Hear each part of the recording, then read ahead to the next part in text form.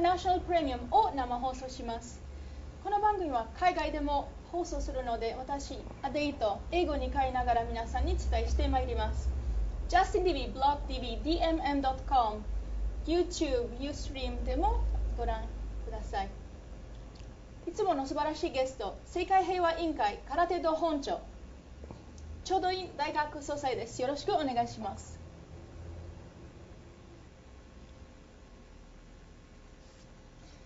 Today's top news, we are going to talk about Netherlands and the cabinet that was dismantled.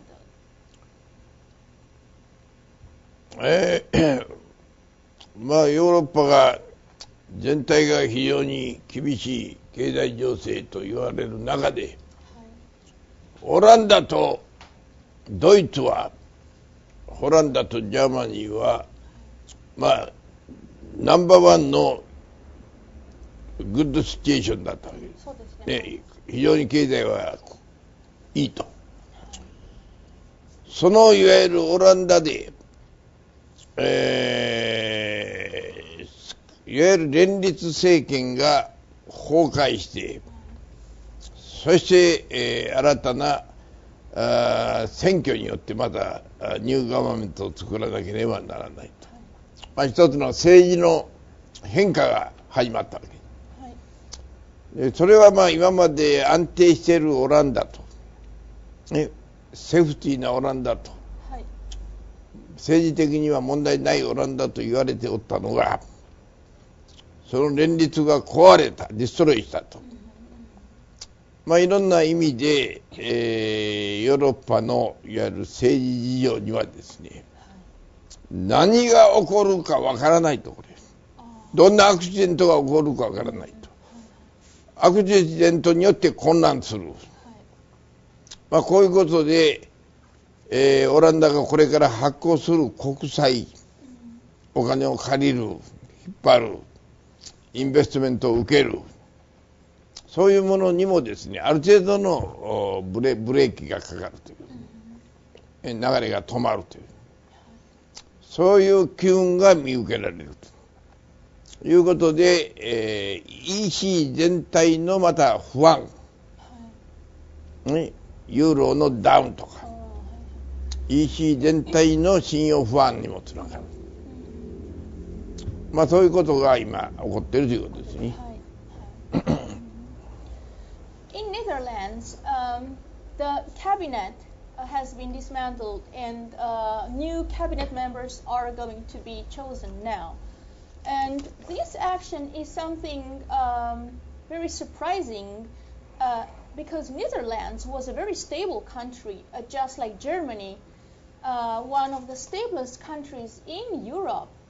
And nobody would have expected something like this to come from Netherlands.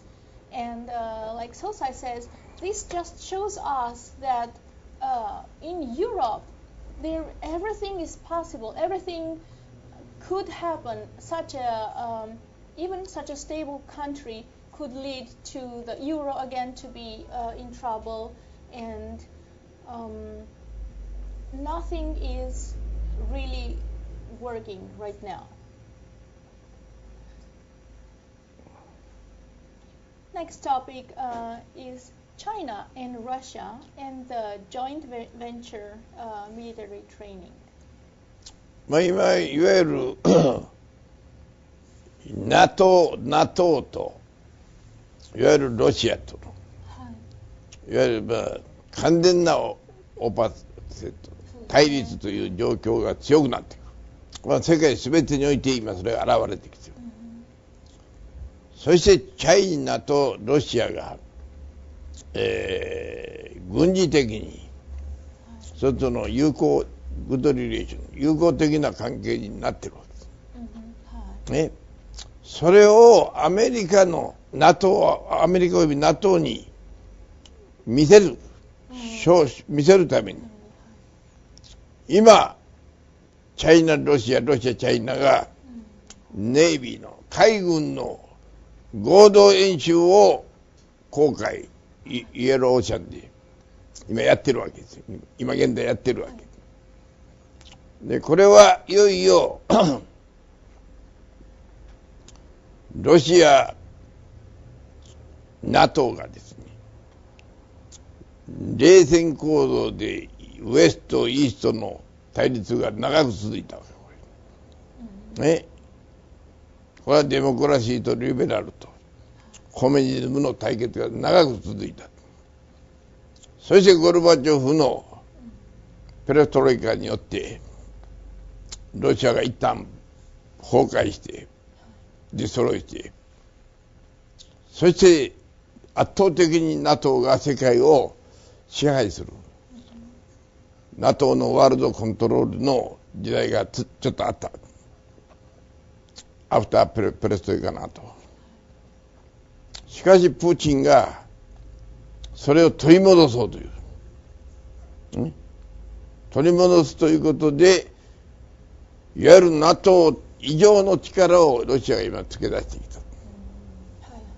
そしてチャイナは年率 20% 近いミリタリーバジェットを増やしている。そうですね。それもありました。そして経済が大国になっている。ロシアも経済も今伸びる。中国も経済が伸びる。そしてバジェットは大きく膨らんでいる。この大国がチャイナ、ロシアが今ジョイントベンチャーでネイビーのトレーニングを始めた。これは今これから21世紀の世界をいわゆるどういう方向で、変化していくかということをですね、いわゆる示す一つのパフォーマンス、デモンストレーションにはないかと。これは我々日本としても、いわゆる ASEAN 東南アジアの国々もこれは十分注目する問題であろうと。注目、ウォッチングしとかないかと思います。Russia and China are right now having joint venture military training in the seas of China.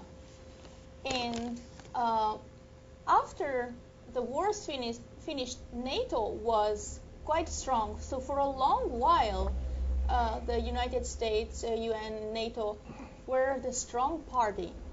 But now, along with the weakening economy of United States and Europe, opposite to this, China and Russia are increasing their military force, or their economies are going better.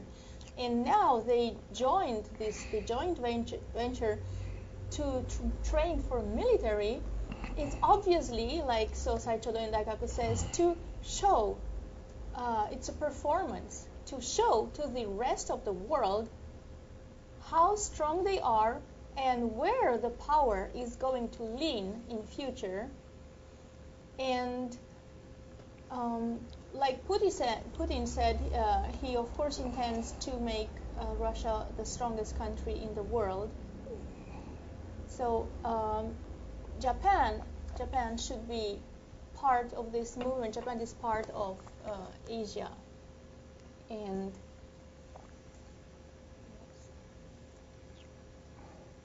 next topic, France, the elections between President Sarkozy and Macron.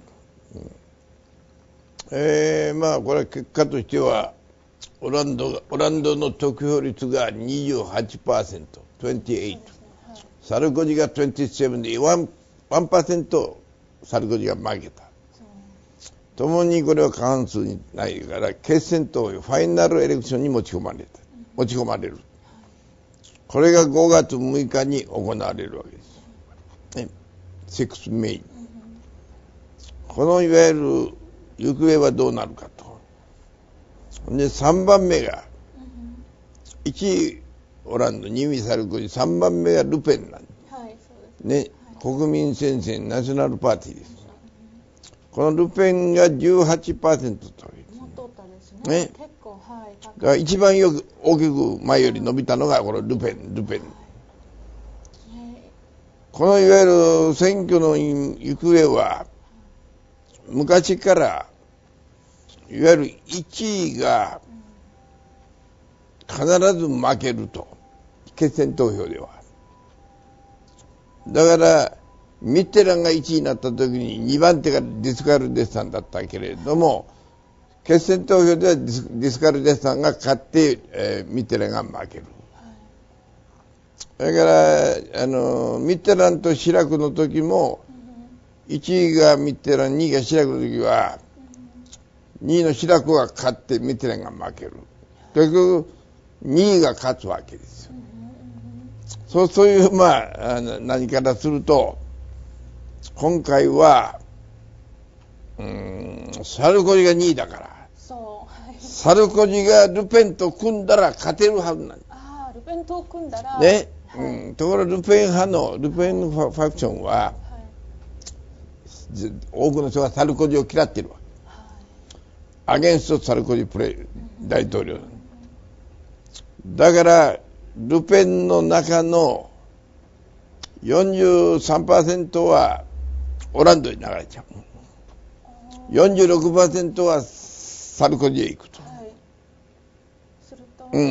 そうなると全部がサルコジ行けばサルコジは有利だけど、半分しか来ないわけだから、半分はまだオランド行っちゃうわけだから、そうするとオランドが勝つだろうという今の予測です。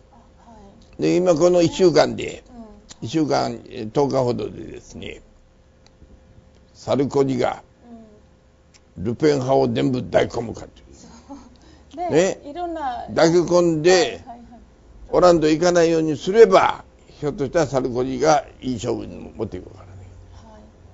で私はこれはサルコジは人気がないから、いわゆるルペン派はサルコジを嫌っているから、非常に厳しい情勢だろうと。今回は1位のオランドが決選投票で勝つだろうと、こう思います。The elections in France, the main part of the elections happened this Sunday, and in between the many choices, François Hollande got 28% of the votes, and Sarkozy got 27%, and then Lupin got 18% of the votes. And so just 1% is the difference in between Sarkozy and Hollande. And of course, this is going to be important in the final elections that are going to happen on the 6th of May. The important and the interesting thing is that the nationalist party of Lupin gained very much with this election. It received 18%, so it really shows that French people are nowadays tending towards nationalism. Probably they are fed up with all the foreigners that are now living in France and probably taking the jobs. So when the final elections are going to happen, this 18% of Lupin these people are going to have to choose either Sarkozy or François Hollande. And Sarkozy is not really liked by these nationalist people. If he would be able to convince in these remaining 10 days to convince nationalist people to join his side, then he would be winning. But like Sosai says, usually in French elections, at this election that happened right now, the one that was number 2 would in the final become number 1. It happened in the entire history of elections. So usually we could say that Sarkozy is going to win. But because Sarkozy is not liked by the nationalist people, probably these nationalist people are going to maybe 50-50 vote for Sarkozy and for Hollande. But if this happens, definitely François Hollande is going to win the election, and that's why Sosai Choden Daikaku predicts that it's going to happen. でも総裁は誰が好きですか？サルコジかフランソワ・オランド？私は両方ともあんまり好きじゃない。オランダは社会党だでしょ、ソシャリストパーティーですね。ソシャリストパーティーは今経済が非常にフランスも悪い、EU 全体が悪い、ね、だからその中で今ものすごい強いパーティーが出てこないと、この解決はできない。ウィークなパーティーはソシャリストパーティーなんですよ、オランドなの。だからオランドが取れば非常にまたみんな公平に扱う、お金をみんな公平にばらまこうとする。そうすると企業とか国家とか力が全部ピープルに取られてしまうわけだから、お金が取られてもばらまかなきゃいけない、社会保障とかそういうその年寄りを大にするとか、子供にお金をたくさん回すとか、ソーシャリストパーティーはみんなそういうことでお金を使うわけ、ミニタリーはカットしていくとか、そういうところあるんだけども、今 EU 全体の経済事情を活性化してそれを強くするためにはね、強い独裁的なパーティーがなければいけない。それはサルコジの方が私はまだ社会というよりはいいだろうと、ね、だからそこでサルコジは今回は人気がない。しかしこの人はね、だからいわゆる保守派のナショナルパーティーにまで、ルペンにまで嫌われてる。ルペンのグループはみんなサルコジ嫌いだと言ってる。だから残念ながらサルコジは勝てないだろうと。それから全体が悪い、みんながお金がない、みんなが仕事がない、そして、経済お先の真っ暗だと、フューチャーが真っ暗だと、暗いと、そういう時にはいわゆる第一次ファーストセカンドワールドワーとファーストワールドワーとセカンドワールドワーの間の国民が苦しい時に、ヒトラーのようなのがバーッと出てくるわけ。これが今のルペンパーティーなんだよ。そうですか。ね。だからいわゆる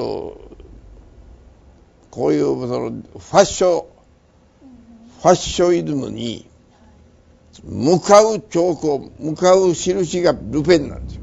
だからルペンが伸びたわけ、これ。そうですね。だからルペンイコールヒトラーと同じ考え方ですから。だからヒトラーもユダヤ人をみんな殺すと。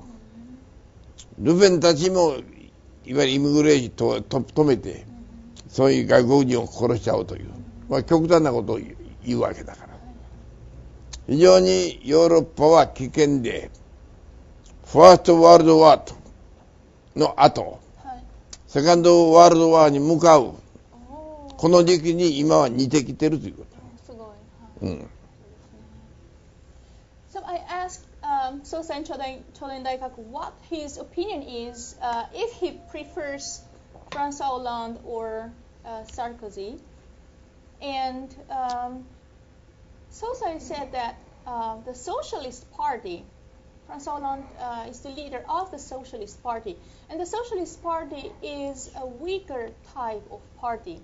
They are going to use the money to give the money to people, use it for children, use it for elderly to help, and this is going to weaken the economy even more. And actually, it would be better for France if Sarkozy would win, because France needs a strong leader, strong party. But if the Socialist Party is going to win, it's going to create even more distress, economical distress. And in such a situation, nationalists will be the ones who are going to grow even more. It's the same situation like during the World War when Hitler raised to power, when such an extremist person that was fighting for the country, like he was thinking, was able to rise so high and to have the Jewish people killed and other nations killed. Same situation could happen in France if Holland wins and the nationalist people are going to take over more and more. Next topic is England, the MI6 agency. MI6 のスタッフの、ウィリアムという人が、謎の死を遂げたということで、これは外国のいわゆる CIA か、ロシアの人間が絡んだ、イスラエルも絡んだいろいろ複雑な殺人の中で、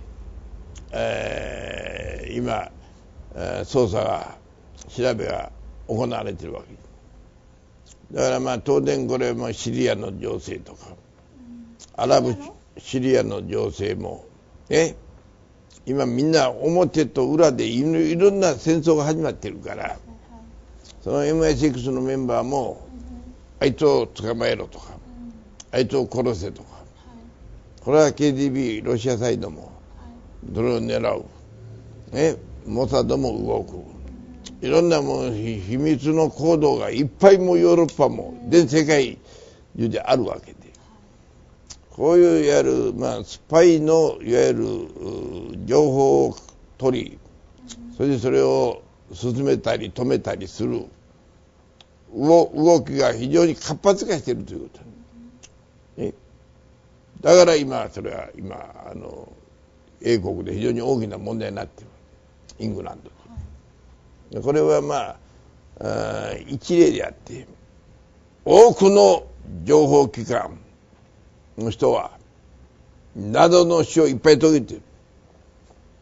謎の死、ミステリアスな、死がいっぱいあるわけ、そういうことも日本にはあんまり関心がないだろうけども、これが戦争の常識だと、戦争の時はもうそういうことがつきものであると、だから今の英国の MI6 のスパイが死んだ、これからどんどん増えていくだろうと。フランスもしかり、ドイツもしかり、ロシアもしかり、チャイナもイスラエルもイランも、みんなスパイがもうバンバン動いてるわけ、これをやっぱり、我々も、のんきによその国の出来事だと関係ないというもんではなく、どういうスパイが今 どこで何をしているかということを、全部知っておくということが、国家をこの国際社会の中でいわゆる生き残らすための一つの手段で方法なんです、これは。だから人事のように考えてはいけないということです。The English secret agency MI6, one member has been killed. A person called William, probably a spy of this MI6 agency, has been killed, and there are now very wide investigations being constructed. But fact is that all the other countries are having their spies, and the CIA spies, Russia has their spies, China has the spies, and all such movements are increasing. Probably, Sosa said, even more such spies will be targeted. Even now with the Syria problem, everybody has to move and do things and find out things. And in this situation, Japan should, even though we say Japan should not involve themselves in other countries' business, that is of course correct, but Japan should at least know what is happening, which spies are where, and what they are doing. Just to have this knowledge, it would be a very good thing for Japan in order to take care of themselves for the future. We are now going into the commercial and see you after the break. はい、ヌートルガールの成田優子です。今回は健康食品スーパー乳酸 CPL をご紹介いたします。健康食品スーパー乳酸 CPL は1982年東海大学医学部においてがんが消滅している現象から発見された物質で、世界で初めて合成に成功した健康食品です。 CPL は天然の原料、主に砂糖大根を発酵させた乳酸を原料に、製造メーカーシュメイドウさんが開発した製法で安全な健康食品です。粉末をお茶やヨーグルトに混ぜてお取りください。ご購入希望の方はヌーパル .jp のホームページからアクセスしてください。お待ちしています。 We are continuing with Myanmar and the new elections parliament in Myanmar. いわゆるミャンマーで、アウン・サン・スー・チーが、リーダーシップを持つ率いる NLD が42人今回の選挙で当選したわけ。42、42。そして今、ミャンマーの国会、いわゆるコングレスミーティングが、始まろうとしてるわけだけど、国会議員が国会を参加するときには、コンスティチューションを、憲法を認めるということを宣言せないから、私はアイアム憲法を認めますと、ね、それ言ってみんな憲法に誓うわけです、ね、アメリカ大統領の場合は聖書に やるんだけど、ミャンマーは憲法を私は宣誓して誓い認めますと。それはセレモニー。そうするとこの憲法はミリタリーが、650の125はミリタリーのもう指定席決まってるわけです。それ憲法で定めてるわけ。だからアウン・サン・スー・チーたちは42メンバーは憲法は間違ってると。We don't understand と言ってるわけ。コンスティテューションは。認めないと。だから国会へ出席したら憲法を認めなきゃいけない。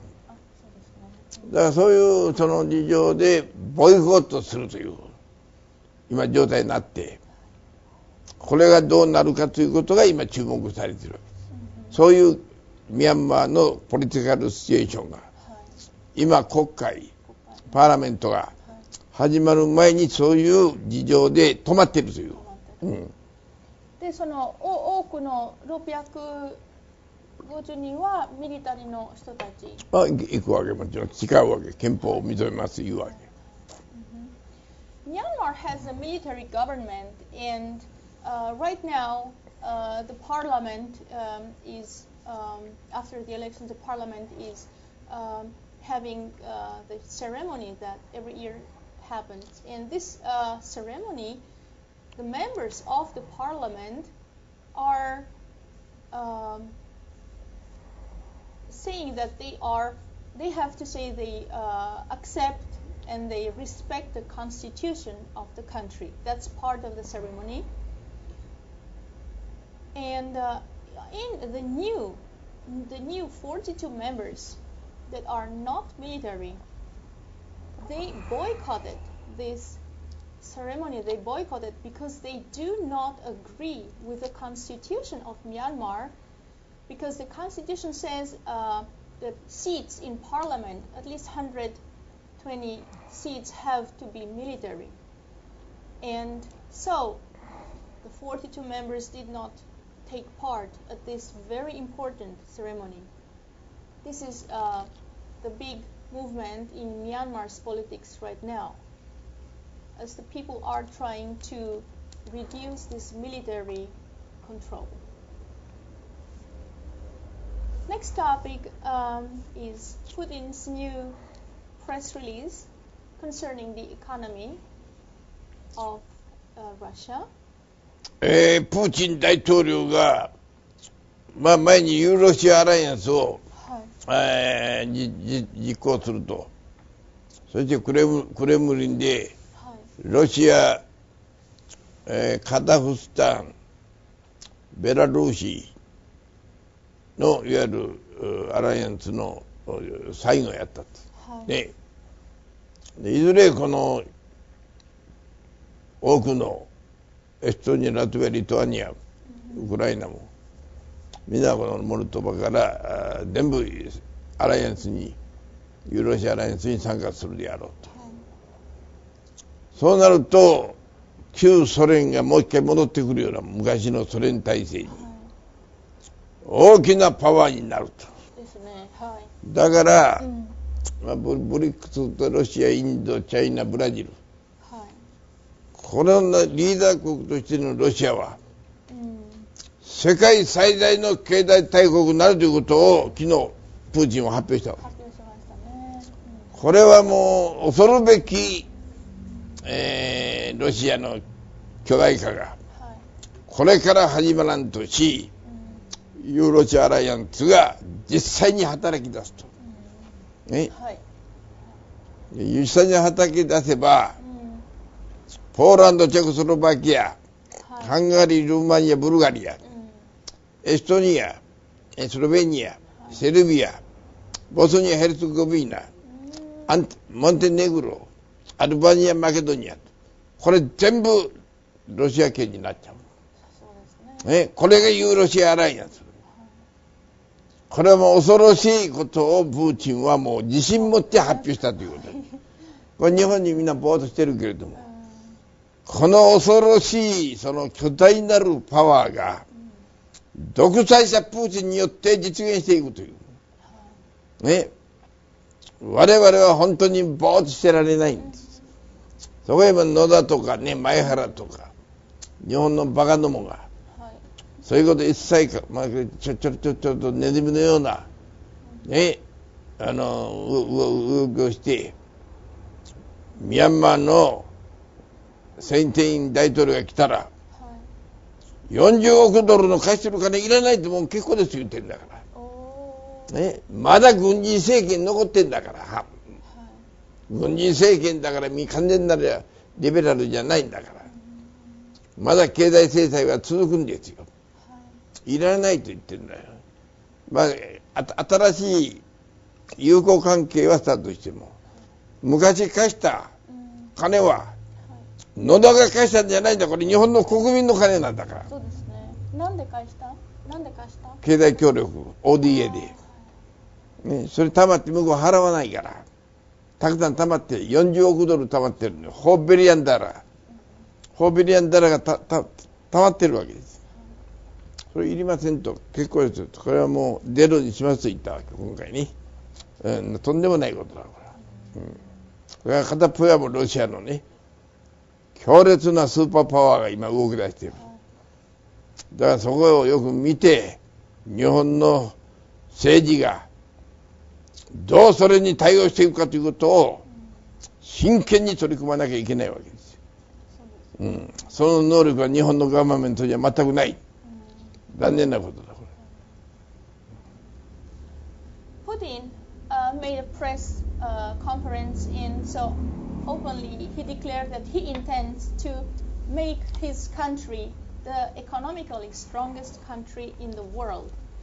And like Sosai Chodo Daikaku tells us every time, Putin is aiming and he is succeeding to have the countries that belong to the former Soviet Union be interested again in having alliance with Russia now that Russia is economically getting more and more powerful. And Sosa says it will absolutely happen that the former Soviet Union countries will rejoin Russia and be allies. It's not that it's going to become a big Russia. It's just that economically they are going to support each other and create this Eurasian alliance.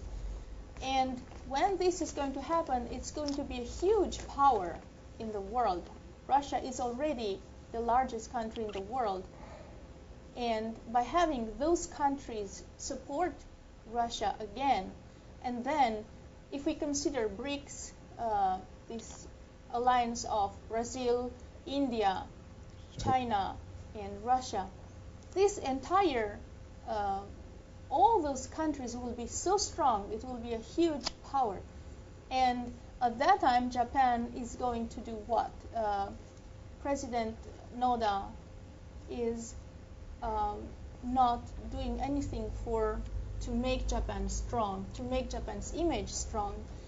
For example, like Sosai Chodendaka says, when Myanmar's president came, and when there was a discussion about the $4 billion that Japan offered help to Myanmar, and that money should be returned to Japan, but now Prime Minister Noda said, oh, we don't need that, you can keep it.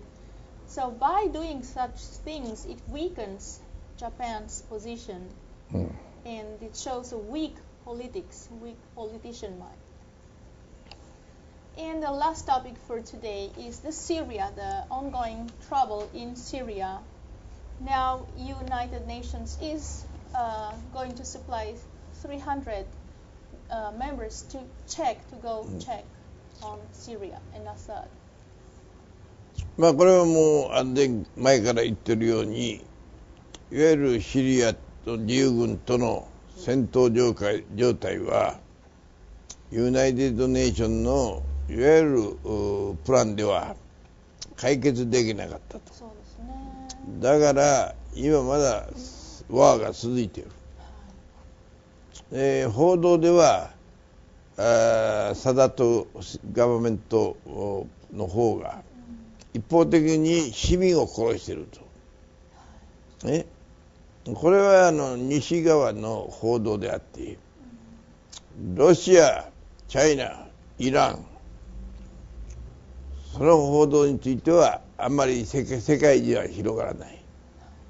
しかし実際は市民を殺しているのはその自由シリア軍、アゲンストガバメントのミリタリーも殺しているわけ。ね、誰が殺してはっきりとは分からないんです。全部死んだのはアサドのせいだとこういうわけ。それはそうですね。だからユナイテッドネーションも、そういうものをきちっと、チェックして、フェアな監視をしなきゃいけない。アサド軍がどこまで悪いことをするのか。フリーのはいわゆるそのアゲンストシリア軍が、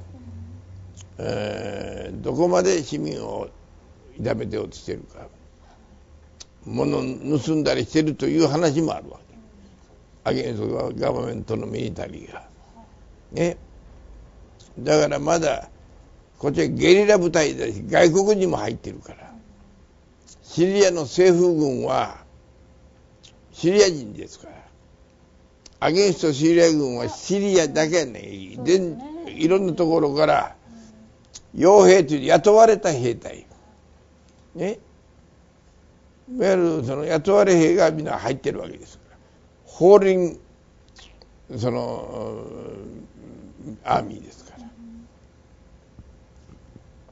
いろんなその市民を殺す場合もあるわけだから、そうです。国連の300人の監視団チェックピープルはフェアにやるべきだと。そうですね。Syria was supposed to stop all violence on 10th of April, but that final deadline couldn't be kept, and now United Nations decided to have themselves 300 people from United Nations go to Syria and to monitor what is happening, who is actually guilty, who starts the violence, and who is killing the people. Because what the Arabs have tried to monitor, that was a complete failure. And it's constantly said that people are dying in Syria. Even like this Monday, 70 people were killed again in Syria. But we don't know who is killing those people. Of course, the military, the government's military are killing, but the rebels are also making victims. So this amount of people that are being killed are killed by both sides. But everybody, all the media, the entire world is putting those deaths only on Assad's side. So only Assad ends up being guilty for everybody that gets killed in Syria. But the other forces, the rebels, are mainly not even Syrian nationals. They are hired military sponsored by other countries, like Israel, quite by the countries surrounding Syria are sponsoring this rebel army. And that is a thing that United Nations has to check and be very fair, very serious about, and not put all the fault on Assad and on his party. ロシアとジャーマニーのウィンナーのリボン。And we have another news coming up. Russia and Putin was presenting the ribbons, the victory. ビクトリー。ビクトリーセレブレーションが。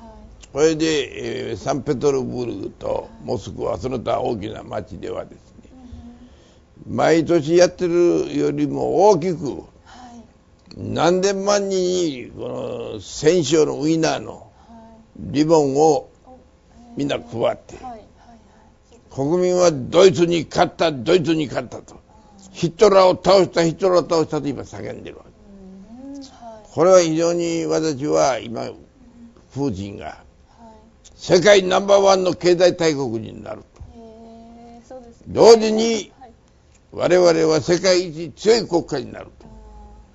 ヒトラーを倒した以上のものを作ると。こういう一つのデモンストレーションを今現在やってると。ね。だからますますプーチンの指導力によるそのいわゆる東ヨーロッパとロシアは世界の支配体制を築くであろうと。こう思います。Every year in Moscow and St. Petersburg, and probably in entire Russia, there is this festivity to praise themselves to have won the war against Hitler, against Germany. And this year, now that Putin is president, he managed to create a much, much stronger, a very strong event, a very impactful event. They gave present the red ribbon of national hero or something like that to thousands and thousands of people, and have everybody joy and be happy that they took down Hitler. That even so, Germany, that's nowadays still a very strong country, and Hitler, that very strong person, has been taken down by Russia. So this strategy, it's a very good strategy that Putin is employing to motivate, to raise the motivation of his people, and to make them believe that Russia is so strong, they were able to take down Hitler. So they will grow something and become much, much stronger even than this. So it is really amazing everything that Putin is able to think of and to make this country the strongest country in the world in the next coming years. We are thanking you for today's and see you next week. これからも日本を取り巻く国際社会問題をお伝えしてまいります。ではまた来週。See you next week.